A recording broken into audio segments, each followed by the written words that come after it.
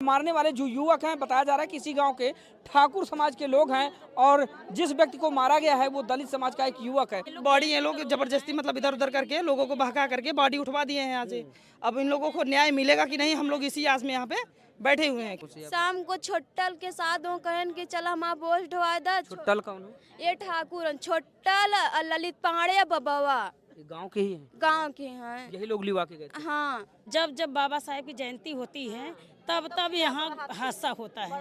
ये आज पहली बार नहीं है यहाँ पे, तब यहाँ पे हादसा होता है क्योंकि बाबा साहेब की जयंती मनाते हैं तो लोगों को बुरा लगता है और किसको ठाकुरों को ज्यादा लग रहा है यहाँ पे। देखिए नमस्कार, मौजूद है जहाँ पर बता दें कि बीती रात इसी गांव के रहने वाले दलित समाज के एक युवक के जिंदा जलाकर उसको मार दिया जाता है। ऐसे में बता दें कि आज हम उसी पीड़ित परिवार के साथ मौजूद हैं। इन लोगों से जानने और समझने का प्रयास करेंगे कि दरअसल क्यों और किस लिए किसने मारा उस व्यक्ति को। और यहाँ पर प्रशासनिक दस्ता भी मौजूद है और एक बार अपने सहयोगी से कहेंगे थोड़ा सा दिखा दें। यहाँ पर बहुत सारे लोग हैं जो इस स्थान पर यानी कि घटना वाले स्थल पर मौजूद हैं। अलग अलग पार्टियों के अलग अलग दलों के नेता भी यहाँ पर चलकर आए हैं, कहीं न कहीं अपनी सहानुभूति इस पीड़ित परिवार से साझा कर रहे हैं। बता दें कि जो मृतक हैं उनके 3 बच्चे हैं और अपने 3 बच्चों को बेसहारा छोड़ गया वो युवक। और मारने वाले जो युवक हैं, बताया जा रहा है कि इसी गाँव के ठाकुर समाज के लोग हैं और जिस व्यक्ति को मारा गया है वो दलित समाज का एक युवक है। ये बेटी है, आइए इस बेटी से थोड़ा सा बातचीत करते हैं। क्या नाम है बेटा आपका? काजल। काजल। जो मृतक हैं वो आपके पापा थे बेटा? हाँ, पापा थे। अच्छा, कितने भाई बहन हो आप? 2 भाई 1 बहन। अच्छा, कब पता चला आपको कि पापा को मार दिया गया? सुबह दो लोग फोन किए थे तुम्हारे पापा कहाँ हैं, तो हम कहा पापा हमारे सोवत हैं। हाँ। तब घरे उठ छते पे गए, देखत ना आए रहन, तब हम यहाँ दौड़ता यहाँ आवत यहाँ देखत यहाँ रहन है। इसी जगह पर? हाँ। तो आपको कैसे पता चला कि यहाँ पर जो है उनको?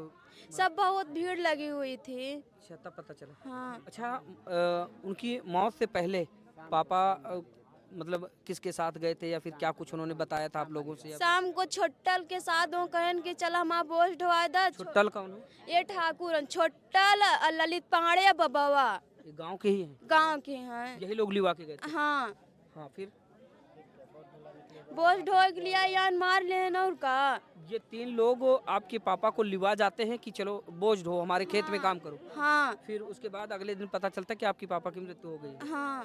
तो अभी तक इस मामले को लेकर कितने लोगों को गिरफ्तार किया गया है या फिर क्या कुछ? अभी तो हमें किसी को नहीं पता चला है। किसी को? आप सबसे बड़ी हैं? हाँ। अच्छा, इससे पहले कभी पापा से लड़ाई झगड़ा या फिर किसी तरह? नहीं, कभी नहीं। कभी नहीं। नहीं, अच्छा। उनके घर पे भी नहीं जाते थे। दोस्तों, आप तस्वीरों में देख पा रहे होंगे, बड़ी बेटी है और एक बेटा ये है और एक बेटा ये। 3 बच्चों को छोड़कर चला गया वो बाप और अनाथ हो गए ये बच्चे। और लगातार जहां पर उत्तर प्रदेश सरकार अपने बड़े बड़े लॉ एंड ऑर्डर का ढिंढोरा पीटती है, गुंडे माफियाओं से निजात मिल गई पूरे उत्तर प्रदेश के लोगों को और गुंडे माफियाओं की जो शरण है वो जेल में है। लेकिन यहाँ पर ऐसे लोग हैं जो खुलेआम शासन और प्रशासन को खुली चुनौती दे रहे हैं। और ये बताइए बेटा, पापा तो अब नहीं रहे, तो क्या कुछ मांग है आपकी, क्या चाहते हैं आप?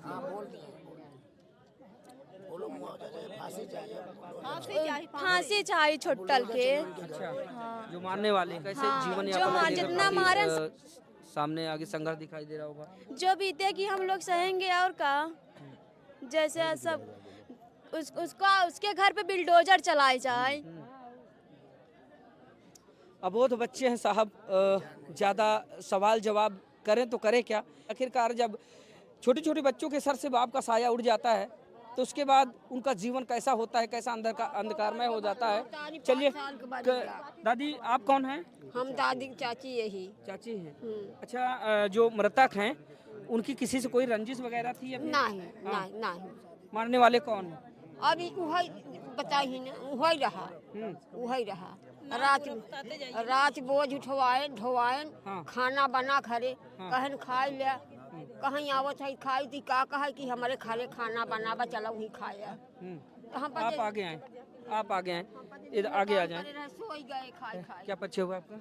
हमारा पक्ष यही है कि ये इस गांव में वो जो ठाकुर वो हैं, ठाकुर लोग यही करते हैं। एक बार अभी हादसा हुआ, अभी एक कुएं में हादसा हुआ था यही में। ये इस गांव में दूसरा कांड हो चुका है। एक में कुएं मार के उसको दारू डाला गया, वो लोग बी के मर गया।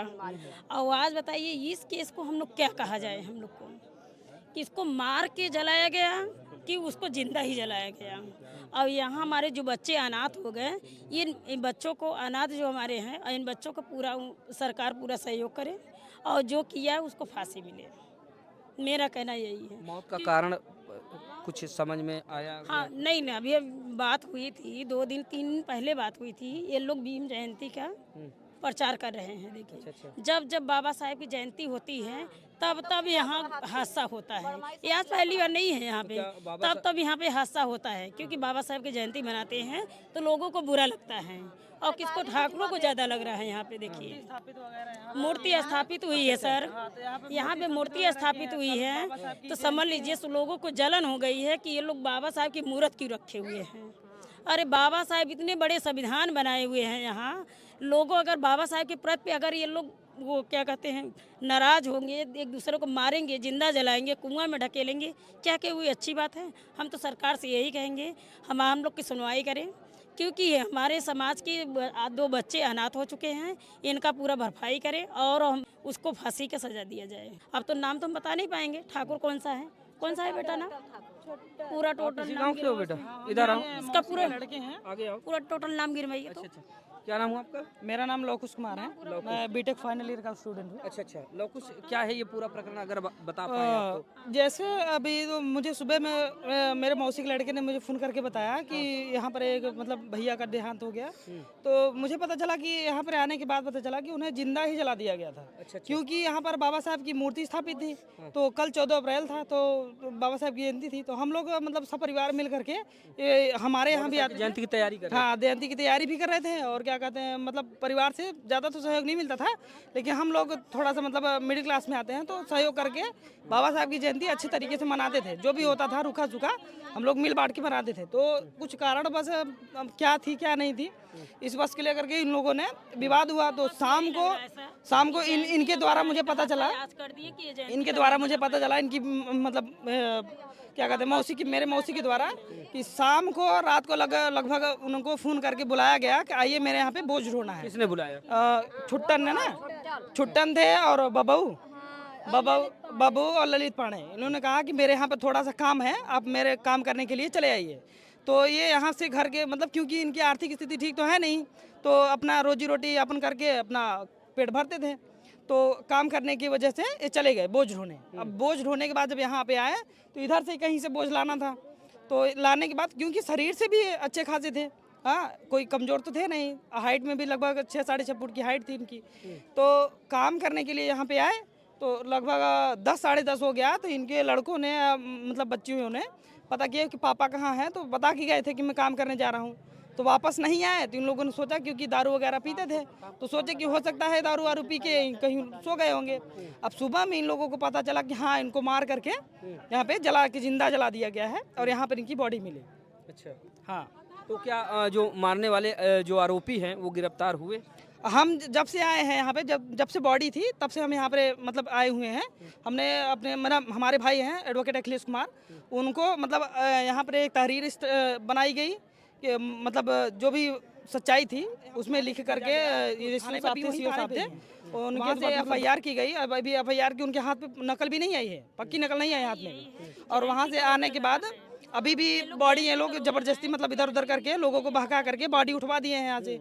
अब इन लोगों को न्याय मिलेगा कि नहीं, हम लोग इसी आस में यहाँ पे बैठे हुए हैं कि न्याय मिलेगा कि नहीं मिलेगा। अब सरकार से अनुरोध करता हूँ मैं कि ये जो बढ़ावा मिला है सवर्ण लोगों को, ये इन लोगों को थोड़ा सा कड़ी से कड़ी कार्रवाई की जाए इन पर, और हमारे जो परिवारजन हैं जो दुखी हैं उनकी मदद की जाए आर्थिक रूप से भी और वैसे भी, ताकि इन लोगों को आगे जीवन यापन करने में कुछ मदद मिल सके। मैं जब यहाँ आया था तो कोई गिरफ्तार नहीं हुआ था। इससे जब प्रशासन यहाँ आई तो प्रशासन ने जांच पड़ताल करने के बाद पता चला कि हाँ कुछ लोग गांव में छिपे हुए हैं। तो पता करने के बाद जब ढूंढा गया तो एक आरोपी बाबू नाम था ना उसका, वो प्रधान के घर पाया गया। इससे साफ साबित होता है कि बड़े लोगों की जितने भी हैं वो सपोर्ट में है, इनके सपोर्ट में खड़े हुए हैं। दलितों की कोई सुन नहीं रहा है। हमारे समाज के भीम आर्मी के लोग यहाँ पर आए हुए हैं, वो ही हमारी बातें उठाने का प्रयास कर रहे हैं, और कोई नहीं है जो हमारी बातें सुन सके, ना कोई CO ना कोई SO। उन लोगों ने दबाव बना करके, क्योंकि परिवारजन से कोई तो था नहीं, सब बच्चे ही थे, तो बॉडी वहाँ से उठवा दिया गया है।